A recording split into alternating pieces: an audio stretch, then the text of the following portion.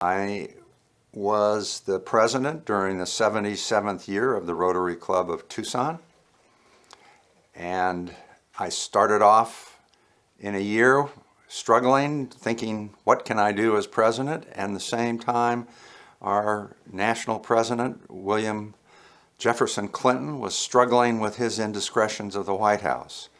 And so I felt a real kindredship with him, other though that my struggles didn't begin with under-the-table activities as his did. All right. Hugh, as you started your year as club president, did you have any goals or things you wanted to accomplish? As I was thinking of goals for the club during this year, I really wanted us to get involved in outside participation.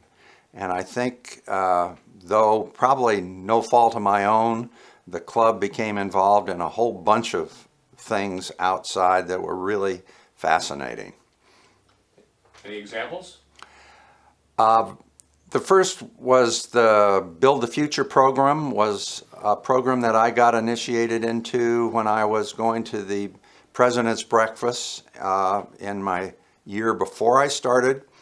And 5 other Rotary clubs in Tucson were getting together to do a project that was multi-year, involved choosing the most at-risk school in Tucson, which with the help of the university, the sheriff, and the police chief, we discovered was C.E. Rose Elementary near Ajo and 12th. And we adopted this school and adopted the 3rd grade class and planned to mentor them or coach them through their high school years in Pueblo. So this was a multi-year, multi-club project, and I'm not sure there has been anything quite like it in Rotary, certainly in the West. And we started with about 50 mentors and spent an hour a week with these kids, rain or shine, every day for 10 years. With the combination of the school district, multiple community service clubs, and the University of Arizona, we were able to get a Gear Up grant for $1.6 million, which then it included many more of the kids in this school feeder pattern than just the 3rd grade class of 100 at C.E. Rose. And ultimately we got another $200,000 from the Gear Up grant. So our total input of dollars was about $2 million for the 10 years. When we started, the university was very impressed with the project because they had had so few people come to the university from C.E. Rose. And they offered tuition waivers for every kid that was college eligible when they got finished with their senior year in high school for 4 years. At the time, we had less than 1% of Rose kids going to the university, and I don't think many had graduated, even if they went. And when we finished, we had 40 kids on track when they finished high school to go into higher education. So it was monumentally successful. And what it showed was a little bit of money and time by people that weren't trained, but people that could be an advocate, help these kids to dream that had never really known how to dream, to show them that the university, which was only a few miles away, was really intended for them as well as the people on the other side of the tracks, so to speak. So we had lots of activities at the university for their parents and for the kids, so they felt comfortable with the university campus. We did lots of outside activities because many of the kids hadn't even been up a mountain. A third of the kids in that class, when we took them to Kit Peak, had never been up a mountain. So it was a phenomenal experience. These kids became almost like your own child, and you were very protective and wanted them to succeed. And I must admit, on one of my experiences, I had two gals that I followed for about 7 years, and I just didn't see that they were going to make it. And so I gave them sort of a father-daughter lecture, as I would have given a son or daughter of my own, because they were going out with the wrong kind of guys and not showing up at school and not doing the homework. And so I got fired by those two gals. And I thought, well, they're lost. They're not going to graduate. But lo and behold, when I went to the high school graduation, there they were. They had pulled themselves together somehow and graduated. So, but during this time, the dropout rate in middle school went from 50% when we started to 20%. There were fewer in-house detentions. We had from 25 parent volunteer hours to 550 parent volunteer hours by the end of the third year at Wakefield. And we thought when the kids went to high school that they wouldn't want adults trailing around because it wouldn't be cool. But lo and behold, not only did all our mentees want us to continue with them, we had a list of people wanting mentors that we couldn't fill all the needs. So absolutely terrifically powerful program. All the kids that got to the university, who they're now in their sophomore year, passed the freshman year, and there's a 50% dropout rate in the freshman class just because of the way the incoming class is structured. But all our kids made it, so, and they're going to be real exemplary citizens in our community as they finish into their career choices. Here you have a lot to be proud of from that program. You said that 50 club members joined you in this effort as mentors for these kids. Was there a bond established between those 50 members also? Because when you saw the power of what you were doing?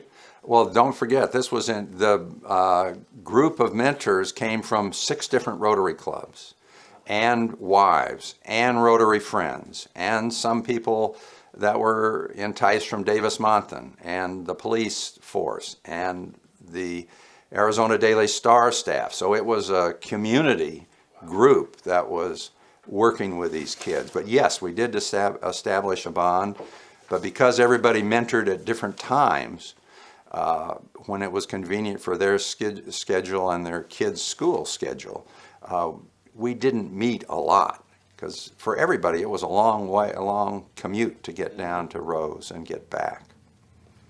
All right, so Hugh, let's talk about things that were going on in the club. Were there any issues or obstacles that you faced during your year as president of our club? Well, the one that affected the obstacle and problem that I ran into as president, I was retired. I didn't have a secretary anymore. And then very shortly after I got started, Helen had her heart problem. And so the secretary of the club was out for a good part of the year. And though a lot of the time she was at home, she had been with the club for 42 years and knew everybody personally, had their Paul Harris fellowships memorized, and had most of the club information in her head or in a card file that was really hard to decipher. Fortunately for me, Patty Middleton, her daughter, chose to or volunteered to take over for her mom, and though she didn't have a lot of secretarial experience, she was eager and tried really hard, and of course had the connection with her mother. So after every meeting, she would go over there and they would collaborate and keep everything together. But it was at this time that the club realized that we needed to modernize our office so that should there ever be this turnover again in the future, everything would be up to date on computers and we had modern office equipment. So one of the big projects that year, and so many of the club members stepped up to help put computers in and get things organized and help put the information on the computers. So It was a real club effort to make start getting the office on track to what the beautiful office that it is today. During my year, Rotary International decided that the Cold War was over and that we could begin to include some of the countries that were not really involved with Rotary at the time. And Russia was mentioned, and our past president, Phil Silvers, took the bear by the tail and really got involved. And he started the first club in eastern Russia in Sakhalin Island. And with the formation of that club, we got our first ambassadorial scholar, Ina Shomotko. And she was just she was a beautiful young lady, bright. She got straight A's at Pima. She worked in community service, working with kids in elementary schools. She was very sophisticated and gave wonderful talks to us about Russia and her experiences. And that was sort of just a start. At the beginning of my year, Ron and Sandy Goodsight had planned a medical evaluation team to go to Vladivostok, Russia. And they asked me to join, and Katie and other people in the club decided to help me with the presidency for those 2 weeks. And so I went to Vladivostok, Russia for 2 weeks. We made a tour of that city hosted by the Vlad Echo Rotary Club in Vladivostok. We were amazed at many things, the similarities between the Russians and ourselves. They were very proud people. And Vladivostok at that time had been sort of dropped by Moscow. And this socialized state stopped receiving money. And so they were really in a survival mode, but you would never know it from their outward appearance. The Rotary clubs were deeply involved in community service, and people carried on as though everything were normal. But you think of a socialized medical system, but you didn't get care unless there was an under-the-table $100 gift. You'd go to a hospital, and though the doctors were well-trained and there were plenty of them, and they had beautiful equipment, for the x-rays they didn't have x-ray film. In the laboratory they didn't have reagents, so they couldn't do tests. The water from their atomic submarine base in the bay where everybody swam was incredibly contaminated with jet fuels and who knows what else from the nuclear submarines that were sort of rotting at the docks. It was a catastrophe. The streets were filled with potholes. The elevators didn't work in the apartment buildings, which were built in the 50s and ready to come down. Lights and water went off without notice all during the day and evening. When I got to the home where I was hosted, the bathtub was filled with water, and I wondered what it was filled for. And that was the water they used in the house when the water went off. So, but it was a fascinating experience. We did see just a few patients, and one of them was an 8-year-old girl who had been walking home from school, and somebody slammed a door in an apartment above her, and a window fell out. And the window came down and hit her in the head, sliced off a piece of her left skull, just above her eye. And they took her to the hospital. They took out some of the bone chips. Luckily, it missed the brain and the dura that covers the brain. But there, when we saw her, she had about a 3-inch defect in her skull, and you could see the brain pulsating under her skin.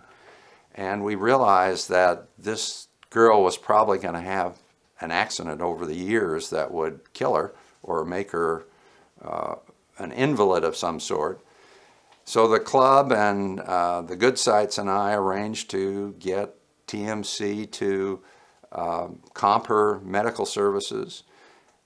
I talked to a neurosurgeon, Jack Dunn, and we got him to comp the surgery. And we raised money to get her over here. I got her over here. She spent 6 weeks with us. And Ron and Sandy and Alan and I home hosted her and her mother. The operation was a success, and ultimately she came back several years later as an exchange student. And but that was a very exciting episode and shows the power of Rotary. What are some of the things that surprised you about this responsibility you took on?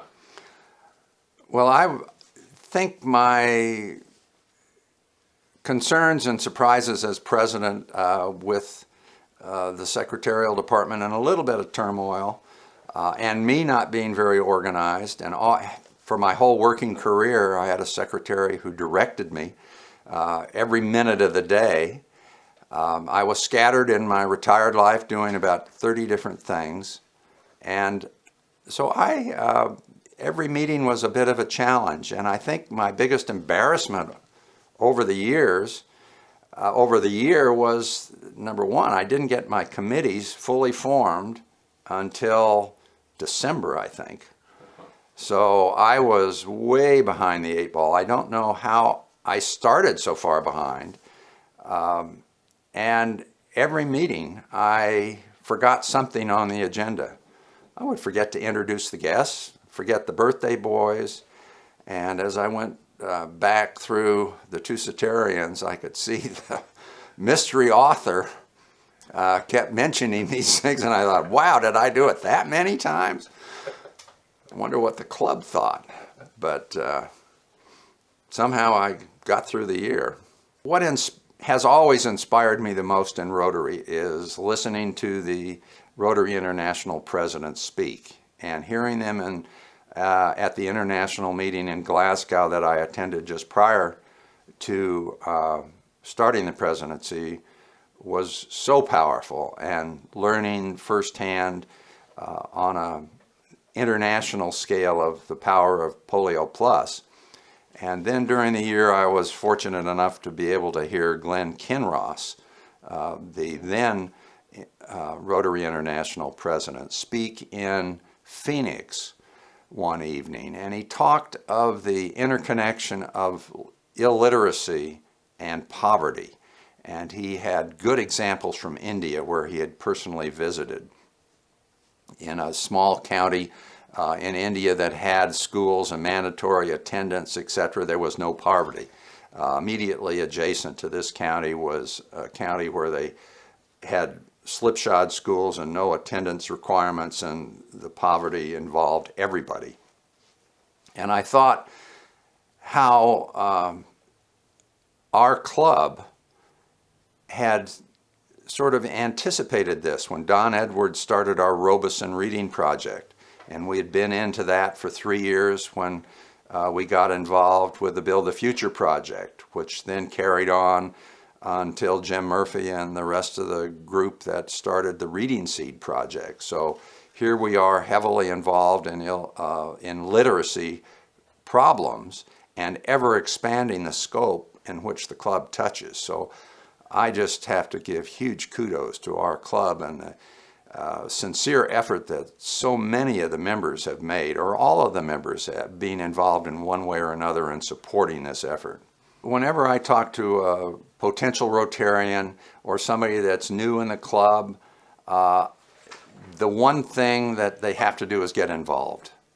And I really felt that every new Rotarian should be a greeter for 6 months. I felt that everybody should be assigned to at least 2 committees. If they didn't choose them, just assign them to something, particularly like the community grant allocation process. So they had an idea of the involvement, of the wide involvement of our club in the community. To get involved in the hikes and the family type activities. But I think one of the greatest things I learned as president was in our club, you almost have to be president to realize the scope of the club. and how many people are involved in so many different things. And it's one of the few ways you can get to know everybody in the club, is when you're compelled to remember their names at times. And so I probably knew more people in the club at the end of my presidential year than before or since. But there is no question there is a real energy and scope in our club, and so many of the people are living the four-way test. It is truly an honor to be in any sort of leadership position in that club. But get involved, and I think that's key in any Rotary club anywhere in the world. The club was involved in so many other things other than building the future and the Russian activities that included hosting a group of Russian contractors. Bill Harlow that year took on the job of hosting the district conference. And that is a huge job. And he was able to get people from our club to do all the various projects, and it was probably one of the most successful district conferences that I've ever been to. And I was so proud of how he handled it and how the club performed at that during my year.